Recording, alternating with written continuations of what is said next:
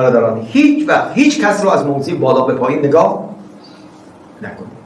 حالا داستان من بعید العهدم، حالا جای تحقیق هم داره که خدای متعال حضرت موسی کریم سلام الله علیه فرمود که موسی فردا میخواد به کوی طور بیای، یک موجودی را که احساس میکنی از تو پایین تره او رو همراه خودت. موعد مقرر شد موسی یک نفر رو همراه خودش. موسی چرا؟ و من گشتم در میان انسان‌ها کسی را پایین تر از خودم پیدا. این معناش این که انسان از موضع بالا به پایین نگاه نکنه. او هم بنده از بندگان خدا می باشد.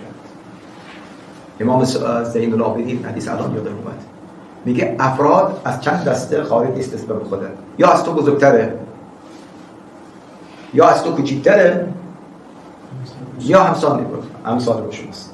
از این سر خارج نیستی که شد یا بزرگتر یا کوچیک‌تر یا همسن با شما.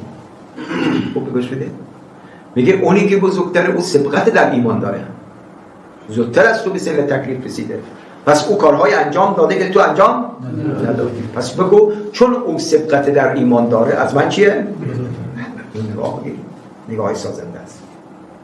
اونی که از تو کوچیک‌تره چی؟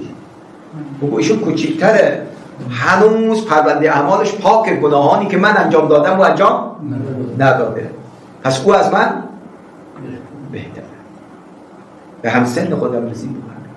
و من از اعمال بدم مطلع هستم اما از اعمال بد او مطلع نیستم، پس او هم از من بهتره. این میشه دیدگاه مثبت به دیگران. سوء ظن به هم دیگر نداشته باشیم.